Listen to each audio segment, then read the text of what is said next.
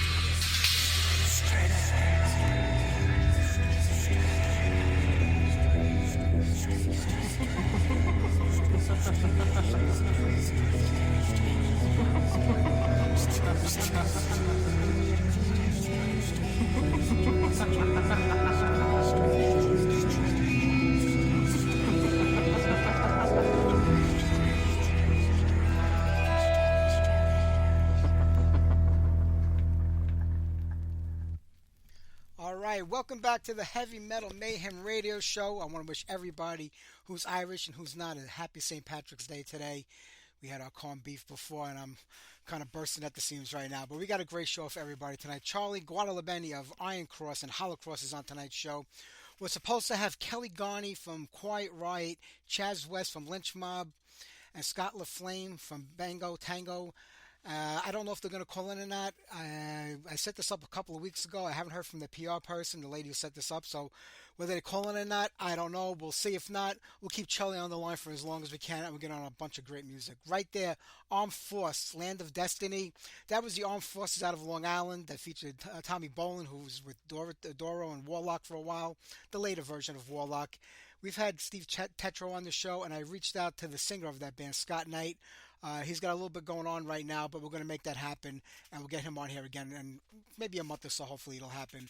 I love them. They were Armed Forces. They have such a great P, the Let Them Eat Metal EP. This album, Land of Destiny, they were a completely different band. I think there were only maybe two members from the original Armed Forces in there, but it wasn't bad, just a poorly produced record in my opinion. All right, we're going to get the music flowing here tonight before our first guest calls in. So how about we do, this is a band called Bronx. I mean, you think of Bronx, you think of Bronx, New York, maybe because I'm a New Yorker, but the band came out of Cleveland, Ohio. They had one record out in 1990 called Down and Dirty. They formed, I think, sometime in the mid-'80s. It wasn't a bad record, so let's get on a song called Ready to Kill.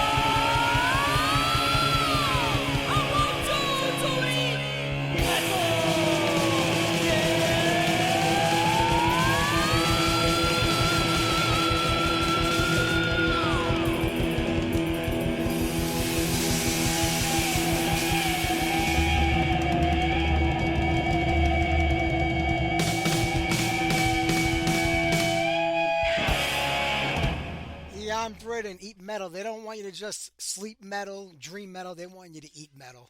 I love that band, that EP. They're so great. We've had Dave on the show a couple of times. It's been many, many years since we had him on here.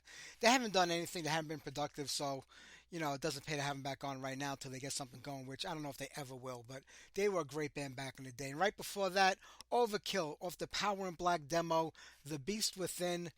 The band's going out on their European tour without Dee Verney. He has to go in for an operation, so it looks like, Bobby is going to be the only original member in the band on that tour. And they've got Dave Ellefson to fill in for him. So, I mean, they got a good replacement, a name brand guy, I guess, somebody that the people are familiar with. And, I talk about it all the time. I'm not such a big fan of bands going out there with very few original members. Now it's just down to Bobby. Yes, it's only temporary. Dee had to go for an operation, and I get it. There's a lot of money that's put up front, to start these tours, to get them off the ground. Waiting for the tour to take place to recoup your money in the end, if you even can do that these days. Overkill are a band that I'm pretty sure can break even, if not recoup their money, if not make some money off it. That's just the level that they're at. But, I understand it. It's hard to cancel a tour. They know that if you do that, you're screwing the fans out of the money they laid out, because a lot of them do lose the ticket money, or they lose the money for the fees, and they disappoint them. So, Blitz is going to go out there and do his best. So, it is what it is, right? And before that, Bronx with Ready to Kill. All right, we're going to talk to Charlie in about 10 minutes or so enough time to get on two more songs. Since it's St. Paddy's Day, Christian wanted to hear Emerald. It was really based more on the gem than the Irish tradition, but it's all green, right? And it is St. Paddy's Day, so here's Emerald, Born to Die. This comes off a compilation record, and it was also on a split EP, but it's not on the one record that they have out. So let's do Born to Die for Christian.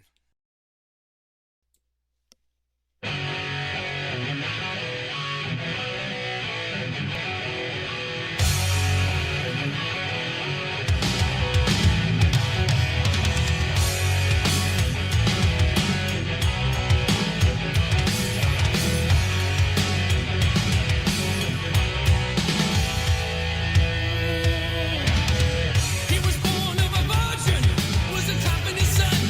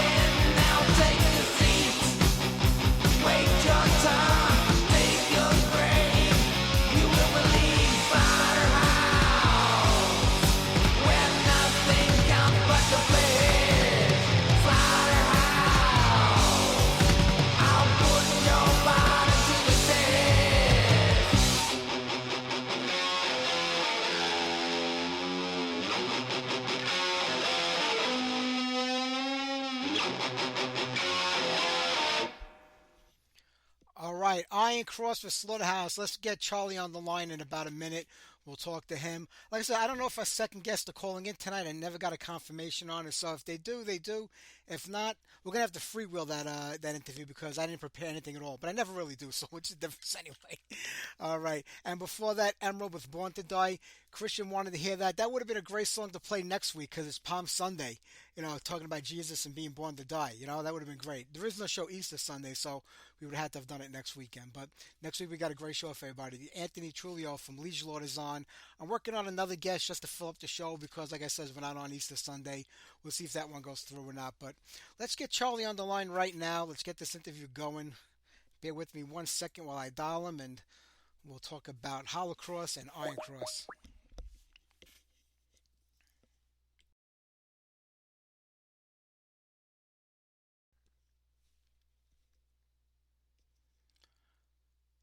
Or maybe we won't. I think we got disconnected there. All right, let's try it one more time here. All right, bear with me. These things stink when it happens. You know, you're trying to dial somebody and you can't get through. All right, let me try one more time. No, nothing. All right, let me see. Maybe I got the wrong phone number. Let me play another tune while I try to get him on the line. Let's play something quick, something fast. You know what? How about we play Axe, Rock and Roll Party in the Streets?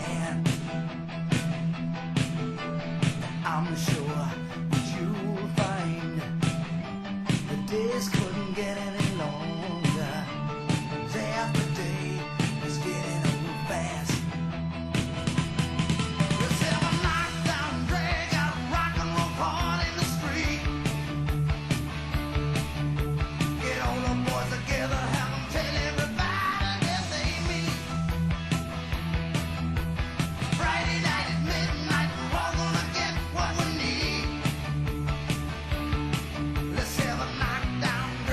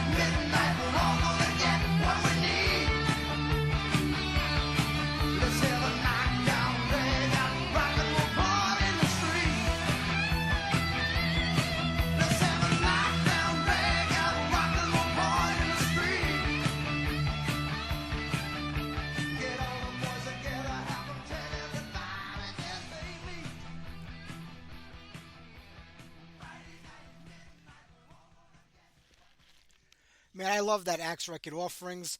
I remember I was supposed to interview a couple of guys in that band maybe 10 years ago, and I just felt like they wouldn't fit into the show, like, the heavy metal theme that we were kind of sticking with back then. I mean, we are a heavy metal show, we stick with it now too, but I just felt they were more hard rock or rock and roll. I was just really trying to focus on the classic 80s stuff in the beginning. So I offered that interview to my friend, and he did it, and it was such a great interview. Ryan Harmon, an amazing guy, a good friend of the show. He did a phenomenal job talking to the band. All right, let's try Charlie one more time. After this, I don't know what to do. We'll have to give up, I guess.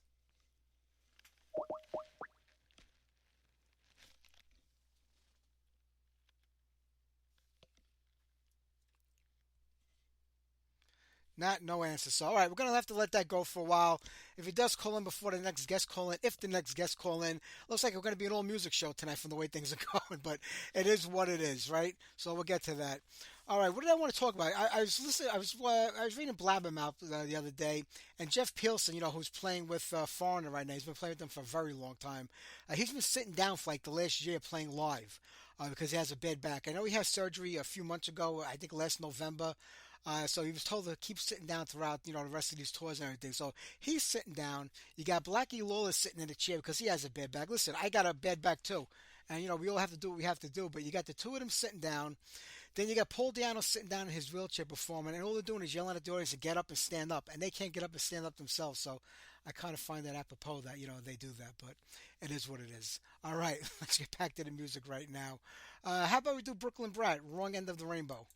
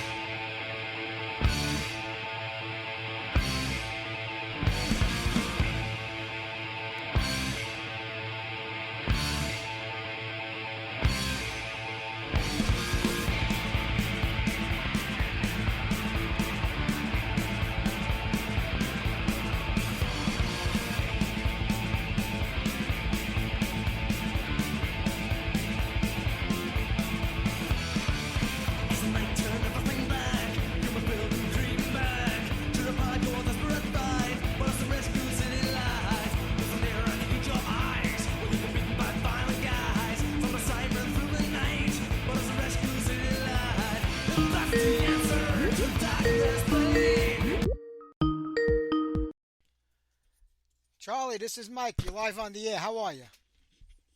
All right, I know, Mike. I'm doing pretty good. How about you? All right, good. Oh my, I got a couple texts and they're like, he's trying to call. I'm like, hey, my phone ain't ringing. Maybe he has the wrong number. I'm like, oh no.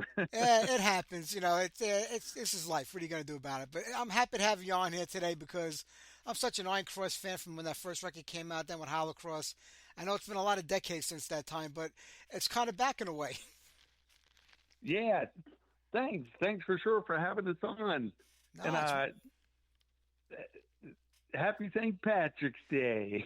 that's right. It is St. Patty's Day today, and we're all a little bit inebriated. At least I hope we are. Yeah. That's a good thing. Hey, listen, Charlie, let me tell you, talking about the band, when Jeremy told me that, he found you guys and he was going to put these records out, I was so happy because Heaven and Hell do such a great job at remastering these albums, putting out the covers and the whole package. So it was kind of nice seeing all those albums, especially, the second Holocross record, which kind of really didn't get the distribution that it kind of deserved at the time. Yeah, for sure. We thought things were happening finally. And then New Renaissance Records, they posted pictures on some magazines, Rip Magazine, Circus, and everything was going good. And then she called me, Anne Boleyn, Jeannie Hill. They were like, listen, CDs are coming out, and everybody in Europe, they don't want records anymore. They're sending them all back. I said, what? And then she said, we can offer, they're either going to the dumpster or do you want to buy them for 25 cents a piece? Wow. I was like, are you serious? And then everything seemed to fall apart. She said, CDs are too expensive. They're $7 a piece. We can't do that. And I was like, oh no. That's Anne Boleyn. I mean, I personally I can't stand her. I hate this woman with a passion. She screwed me over quite a few times on the show years later. But I can imagine. I mean, did you ever really have to deal with her in person outside of that? Because she's a see you next Tuesday, that one. Only once when I went to remaster and remix the songs. I went in 2005. I went in 2003, but 2005 I went to recording studio. And it was Private Island Tracks on Sunset Boulevard. And I was like, who's this trying to contact me? And it was her. Oh, you're in Los Angeles. And she set up a date to meet her in the Valley in North Hollywood. And when she met me at the place, it was like some diner. And I was sitting there, and it looked like a homeless crack addict. No, I shouldn't say that, but I didn't know who it was. It was like, hello, are you Charlie? And I was like, you're Ian? And then, yeah, she was kind of upset. People were trying to do things with the bands on her label. So she was like, I went to school to be a lawyer. I'm going to sue everyone. Yeah. I was like, okay. I was thinking, where's the record you promised to, do for us? Because nothing happened. Yeah. We gave her the product of which we paid for the recording, and then we pressed them. No, we didn't press them, but we did the mixing, the mastering, everything. And we gave her the whole product, and they were supposed to do another record right after that, and it never happened. Wow. I hope she's a better lawyer than a businesswoman because she ran that label into the ground. Yeah, for sure. Oh, my God. Some people shouldn't be in the music business. Even though she had healing and, she was a singer in a band and everything, she still shouldn't have been in the music business, part of the business. Yeah, well, the one thing that they told me after we did the first Iron Cross record, same thing happened. We did it ourselves. We paid for it, and we had it all pressed up. And we only had like 1,000 copies of those. And so same thing. We went to the distributors. It was important distributors in New York, and they didn't pay us. They just took the records. So we drove to Los Angeles, and there was a company called Green World Records, and they were they had all kinds of indie labels under them. And then we dropped off pallets in El Segundo. We were like, okay, here's some records. They said they'll distribute them. And their band was on Green World Records. And the guy was embezzling all the money from all the bands. And so we looked at a magazine and it said Green World Records executives under arrest. Property seized. And we were like, Shit. our records, wait. Yeah. Wait a minute. We just dropped off a bunch of records that we paid for. And then I think when New Renaissance contacted us, they said they were a part of that Green World Records. That figures. And so they, whatever happened with that company, I think they were involved in that. And I was even leery about signing with them. I was like, I don't know, after that just happened. Yeah, that's got to leave a bad taste in your mouth when you're trying to get things going. I mean, one thing I hear is like Iron Cross and Holocross, the same band basically, but completely different bands, just not by name, by music too. And I hear a lot of people comparing the earlier stuff from Iron Cross, like, stuff from LA and the Strip and things that happened at that time. I thought it was just more power metal, like, like in the Judas Priest mode. But the band came out in 1982. I mean, you started in 1982, I believe. And, that predates a lot of the stuff that people were comparing you to. Yeah, for sure. Plus, I got together with Pat, the guitar player, in like 76. And so we started a band, but we were only doing like cover songs. And, the first concert I ever went to was the Kiss Destroyer tour.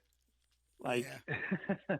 And I went with him, and then we were just doing cover songs, Bad Company, just whatever was out at the time, Foreigner, Led Zeppelin, Black Sabbath.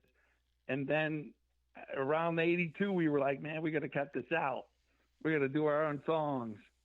This is nonsense. And that's when it started. We were writing our own songs. But every step of the way, it was like, oh my God, getting through a wall of all kind of like obstacle courses with bad stuff happening.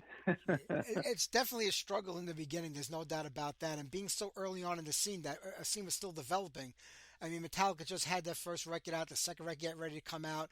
The scene was still completely underground at that point in time. So every band had to do everything on their own. And it was a struggle, but you did come up with a bunch of great songs for that first Iron Cross record.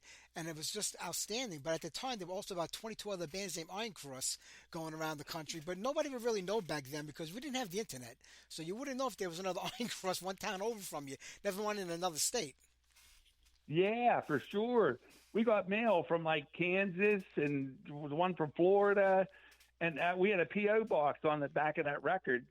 And we went one day to check the P.O. box, and there were several bands from different states and even out of the country. Hey, we're going to sue you. We had the name first. We were like, we got to change the name. But that's kind of what happens. I love the way everybody's going to sue everybody. They don't even have a lawyer. They don't even know where to find a lawyer from. And there were 10 bands behind them that want to sue them for taking the name Iron Cross, too.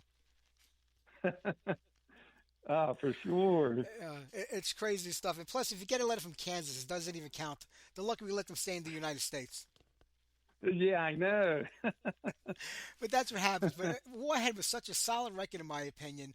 I mean, I really love the tunes. And then a couple of years later, you figure, like I said, there was no internet. You don't know what's going on with your favorite bands. I thought it was all over. Then we hear Holocross comes out. And it's a completely different sounding band. I think 3 of the 4 of you moved over to Holocross in the beginning. Yeah, for sure. And that record, too, there was a few problems. We went to New York, and we went to Ithaca, and Alex Perry-Ellis was the engineer with Rob. He used to be in Raven. And then we didn't have too much studio time, so we started trying to record. And the way it was set up, they had like Testament was coming in after us. We saw it on the calendar. Testament, Anthrax. It was like, okay, they're all booked up. We can't mix this now. So we recorded it, and it sounded really good. We were blown away. And then when we came back, there was only like a week's window. They were like, we're going to have to hurry up. So the engineer, Alex Perielis, he mixed it and he goes, "Ready, guys?" We were blown away what it sounded like. He switched it from the big speakers to one little transistor speaker, and then he started mixing it. And I was like, "What are you doing?" Yeah. He goes, "This is the way you do it, and if it sounds good on this little speaker, it'll sound good on anything." And then we were kind of disappointed. We were like, "Wait, you can't do that. I can't hear anything now. Everything's gone." And that's the way it sounds now. So that was kind of like, it was good to go up there and do that, but it actually sounded, to me, I know what it really sounds like in the studio. I'm like, wow, when I hear it. So I almost couldn't listen to it anymore. I'm like, it's like 10 times better. That's got to be heartbreaking. It's got to be heartbreaking because you know how it sounds, and I don't know why he would do something like that. If it sounds good coming this way, but it'll sound better the other way, then just do it the other way. Yeah, and he was trying to hurry up, and then what was weird is from that break was a couple months, and Anthrax was in there and Testament, and so one of our songs was called Beehive on the record, and Pat, the guitar player, he was playing hammer-ons, making it sound like a swarm of bees. And, you know, Alex, he was like, "This is the best thing I've ever heard. You guys are a genius. That's a good idea." And so when we left and then came back to mix it, all of a sudden, Anthrax comes out with a record, Attack of the Killer Bees. Oh, man. It's like, what? Wait a minute. Were you playing this for them guys? And he said they were all laughing and rolling on the ground. I'm like, okay. Well, at least we have credit for that, maybe. But we gave them some influence there. I think so. But, you know, when you change the name of the band to Holocross now, a name that you must have made up because I can't find that word anywhere in the dictionary. Yeah. At the time, but you change. Not only did you change your name, which I get because you wanted to disassociate yourself from the other Iron Crosses out there, but you changed your sound over the course of maybe 3 years. So, and it's a drastic change. I mean, you went complete or full on thrash. Yeah, for sure. And I think that was what was happening at the time. I think Megadeth even admitted to doing that. You know, Slayer started coming out, Metallica, and they were like, and we kind of did that too. Like, okay, we got to, you know, speed it up and keep up with these guys. Yeah. Well, so musically, were you already starting to make the change when you were Iron Cross, or did you just say, "Hey, we got a new name, let's come up with a new sound too"?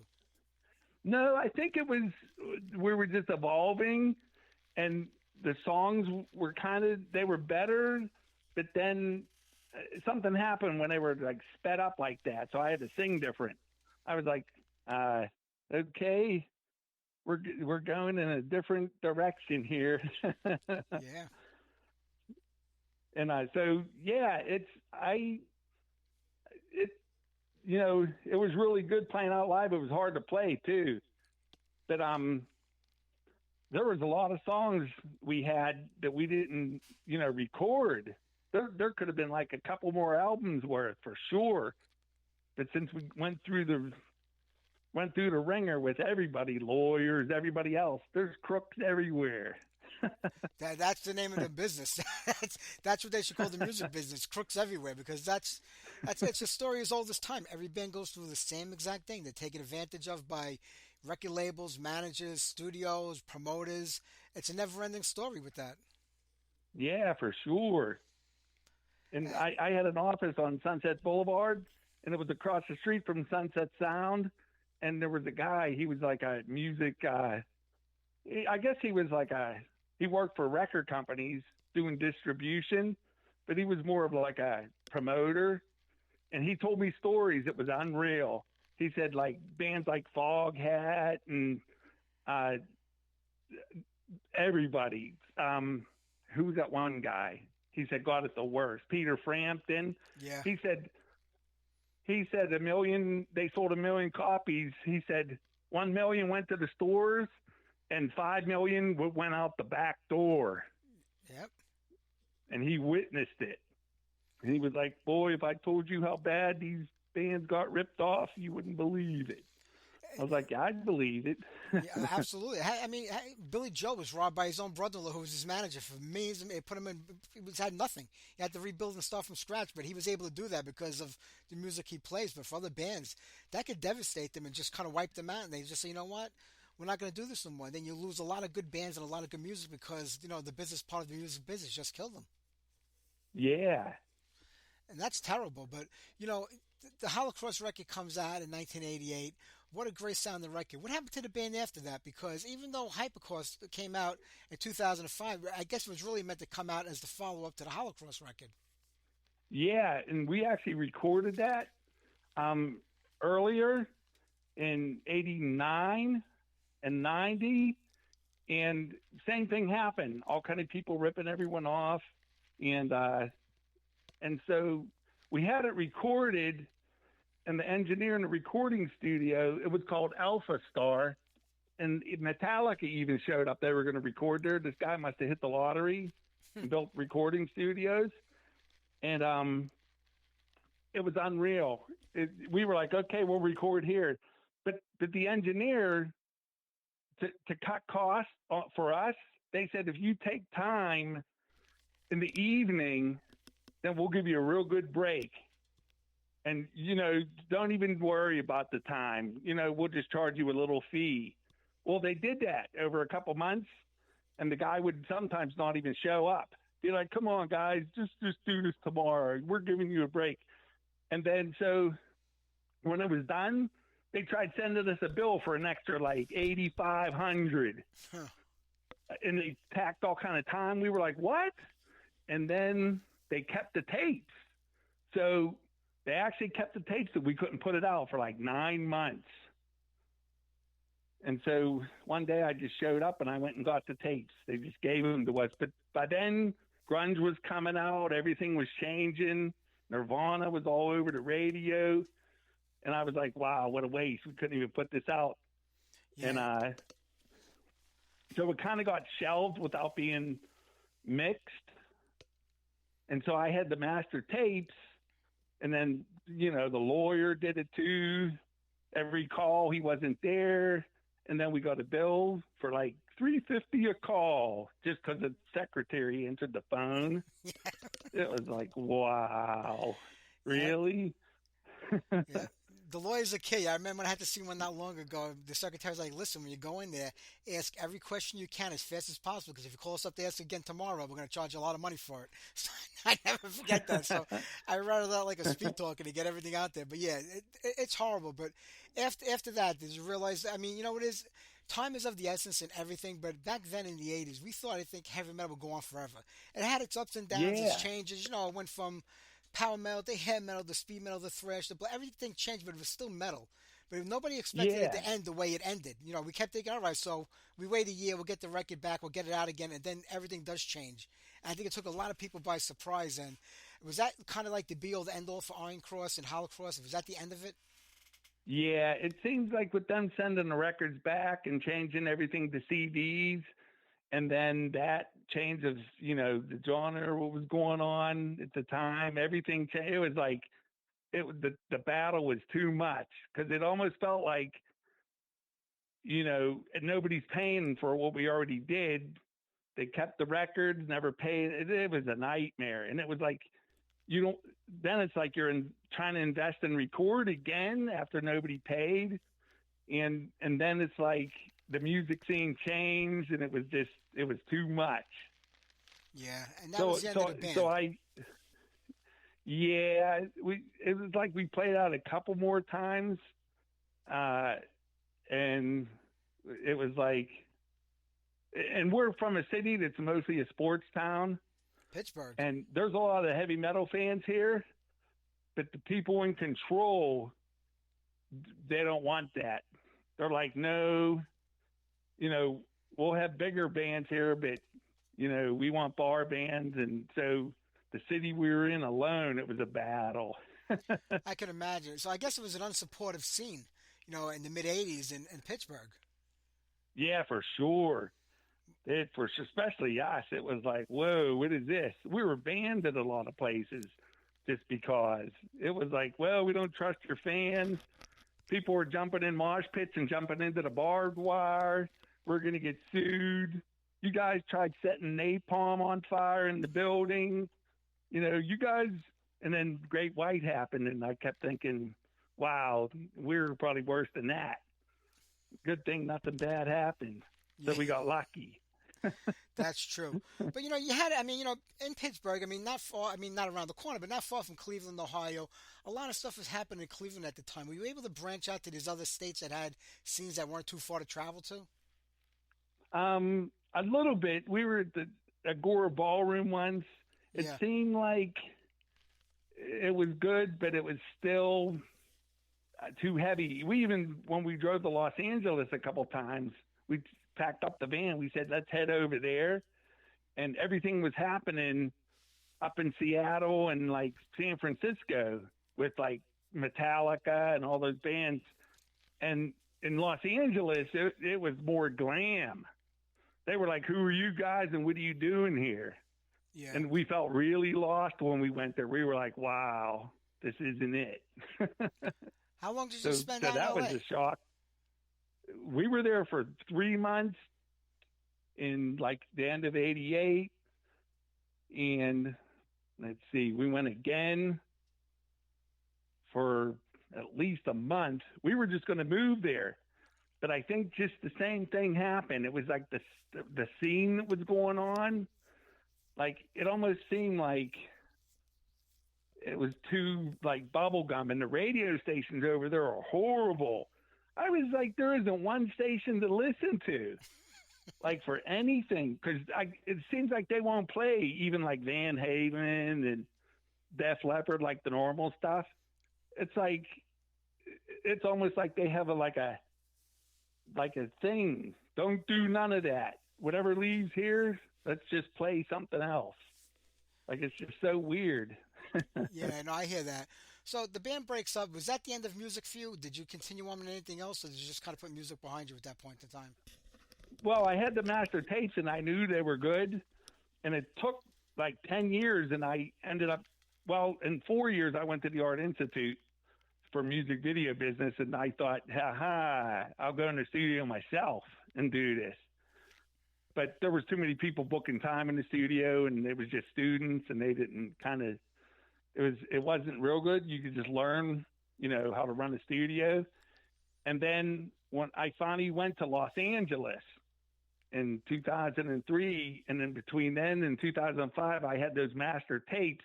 I thought, I'm putting this out myself. I'll go to these recording studios and I'll do it myself. And then they had to bake the tapes because it was already like almost 15 years old. Yeah. So the 3-inch master tapes, we had to bake them in the oven, like a slow bake. And he was like, I hope they're still good. I was like, yeah, because there's some good stuff on there. And it kind of worked out, but it still didn't sound as good as we heard it through the speakers. Yeah, I can imagine. Once you get that in your head, I think it's hard to get out of there. But, 2 or 3 decades later, now you're contacted by Heaven and Hell Records. They want to release all of your stuff. I think this is the first time that they've ever put out like 3 records kind of simultaneously, from a band. Yeah. And they did a great job on this packaging. So how did that happen? How did this come about? Yeah, special thanks to Jeremy. Wow. And Jimmy Wilson. It was a guy, he was in the Tongue Bandits, and he was at Micromix Recording Studios, and he did our first record. So I guess from Heaven and Hell Records putting out other bands' records, they put the word out, and it took a while for them to contact us because we're sometimes hard to find. Yeah. But we're still here. And it was unreal because I let the guitar player, Pat, hear the CDs for the first time, and he was shocked because he almost completely gave up all hope. And he saw the pictures on the second one. He goes, this is the way it should have been to begin with. Yeah. And I'm like, yeah, I know. And then, so we're kind of in shock that they saved the day like that.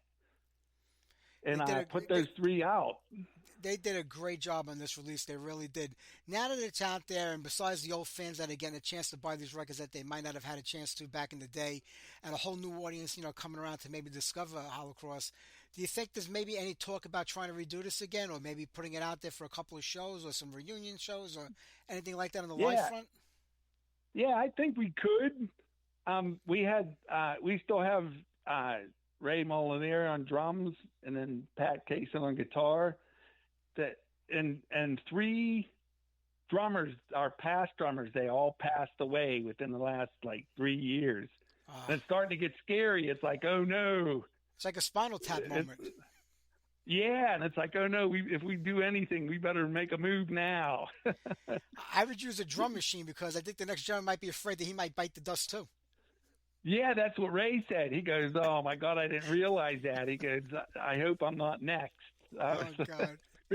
Because he's the youngest, so when we got him in the band, he was way younger than us. So. Yeah. That's what happens. Hey, Charlie, I could talk to you forever, but we got a late start today, and I got another guest calling in, I think, in about 5 minutes. I want to play at least one more song off the record, but I hope you guys do put this back together, get out there and play live. It'd be amazing to see Holocross out there, on the club again. It would just be phenomenal. All right. Yeah, thanks, Mike, for everything, and happy St. Patrick's Day. We'll talk to you once again. I'll tell you all about the shenanigans that used to go on. I would love to hear it. We will definitely do this another time. Okay. You take care, my friend. Have a great night. It's really been nice talking to you. You too. All right. You too, Charlie. Take care, buddy. Bye-bye. Okay, take care. All right, let's get on a song from the Holocross release. I got a feeling the next guests aren't going to call in, but in case they do, I mean, it was suck the cut of Charlie when we could have kept going for a lot longer, but we did get a late start. But here's Holocross, The Bludgeoning.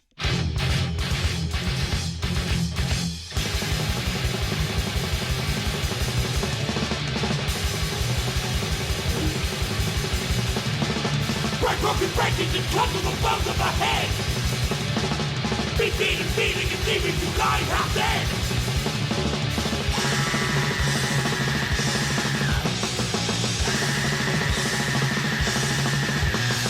Take by force. Take brute force. Blood. Battering. Blood. Bludgeoning.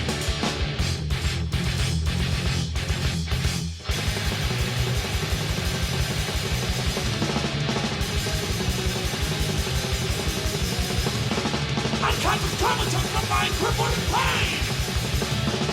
Innocent victim of those who disable and burn.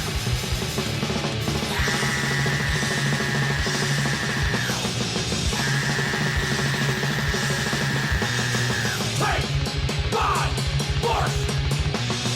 Take brute force. Blood. Battering. Blood. Bludgeoning.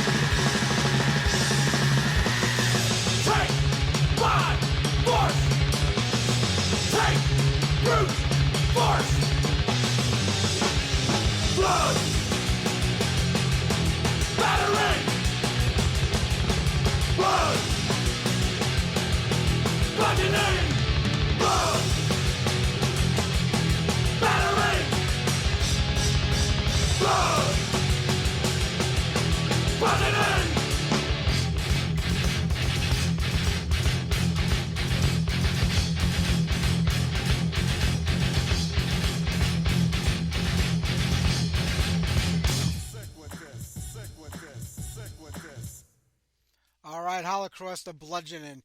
I was just getting into Pretty Mage too before the phone call started, so let's go back to Pretty Mage. We'll start off from the beginning with City Lights, and we'll see if our next guest calls in.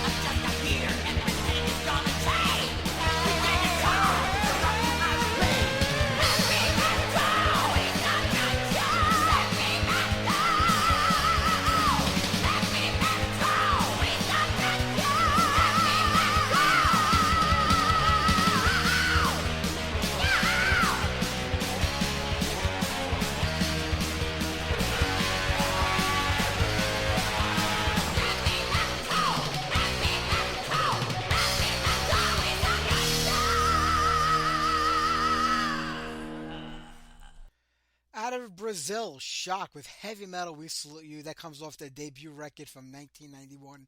This band was actually around since like the mid to late 70s, and I think they've pretty much played consistently since, or they've been together since then. They put out a record called Shadows in 2014 and an EP 10 years before. They're like on the 10-year plan, like every 10 years you get a record from them, you know? I don't know who's in the band anymore, but that was a pretty decent record. Heavy Metal We Salute You.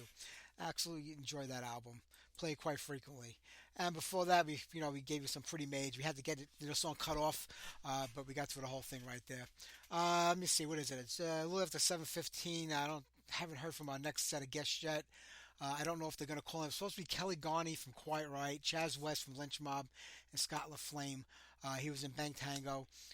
They got a band called Super Troop where they have another, I forgot who else is in the band. They play music by each other's bands and everything. They go out and they do a lot of shows. So if they call them, we'll talk to them. Like I said, I don't know if they will.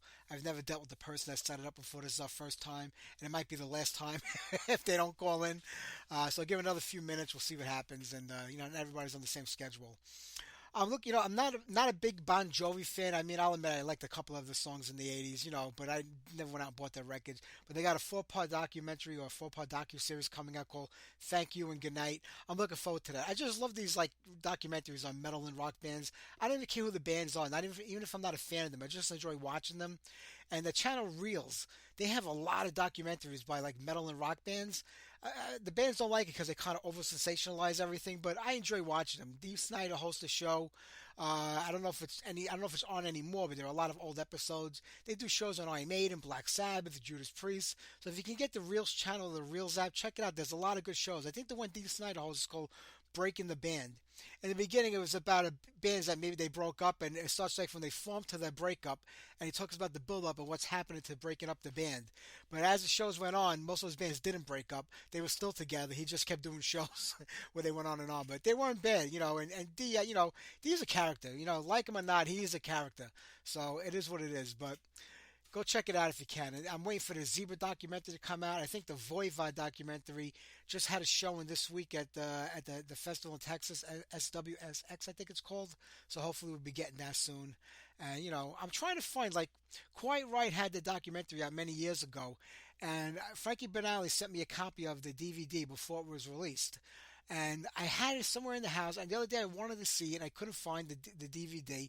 It's not playing on any channel. Showtime is another network that shows you a lot of the heavy metal documentaries. They're running the Anvil one again the whole month, and they always have the Dio one on.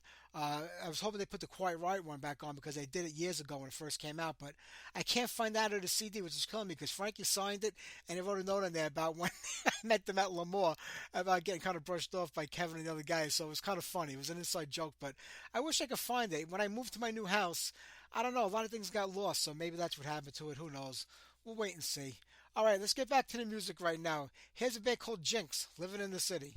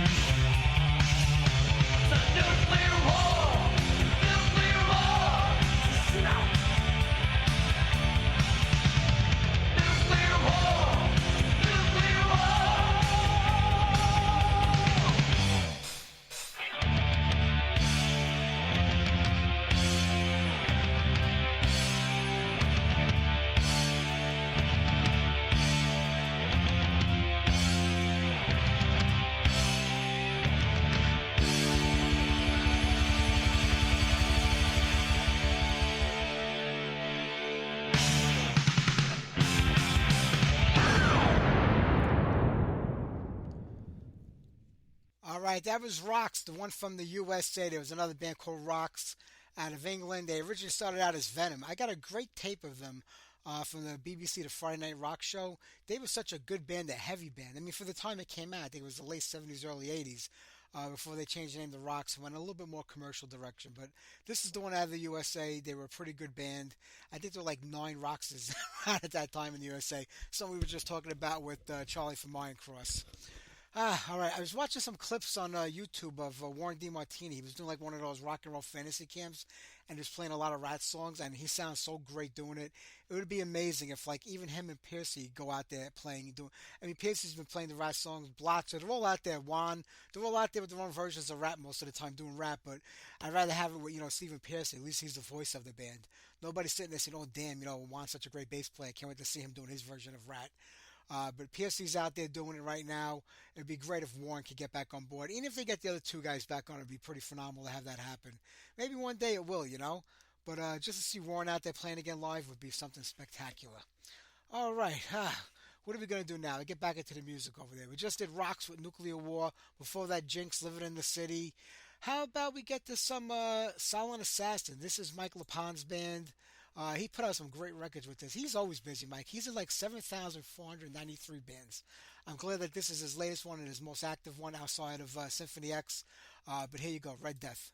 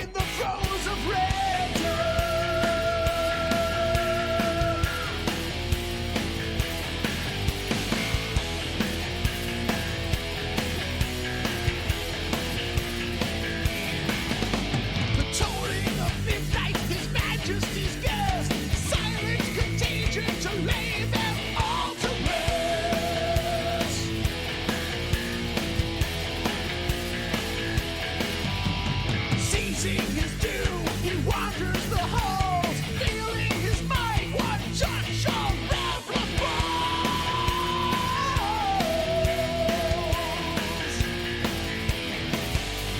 Shrouded in crimson, his best graveyard linen. A phantasm shroud to a nobleman's dread. A thief in the night, a devilish foe.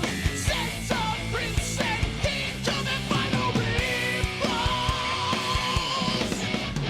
All night dying, colors of horror. Royal cover, we are in the throes of red dirt.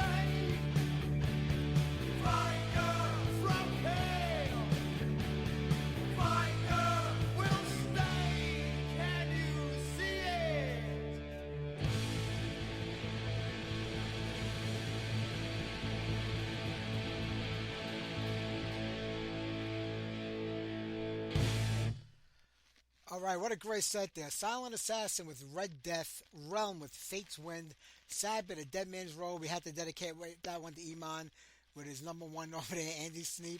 Actually, the production on the Sabbath record sound better than the production on the records he produces today. And right there, Mass for Fire from Hell. What a very religious show we had today. We should have saved all of this for Palm Sunday for next week, but it is what it is. I want to thank Charlie for being on tonight's show. And I want to tell you now that the other three guests that were supposed to be on, they're all booked. They're all going in the book. Chaz West, Kelly Garney, and Scott LaFlame. So let it be written, so let it be done. They will never appear on this show ever again. That's it for them. All right, I want to thank everybody for listening tonight. We're going to wrap it up with one more song, some brand new Scanner. We're going to do Face the Fight. Next week, Anthony Trulio from Leisure Lord is on the show. I believe we have somebody calling in from Balance of Power. I'm not sure yet. I'll confirm that probably tomorrow. But we will have a second guest on next week, unless they pull the same crap that Scott LaFlame and his crew did tonight. And that's the last time we'll be working with that promoter in the future. But have a great week, everybody. Happy St. Patrick's Day to all the Irish people out there. Here you go, Scanner. Face the Fight. Take care and have a great Sunday.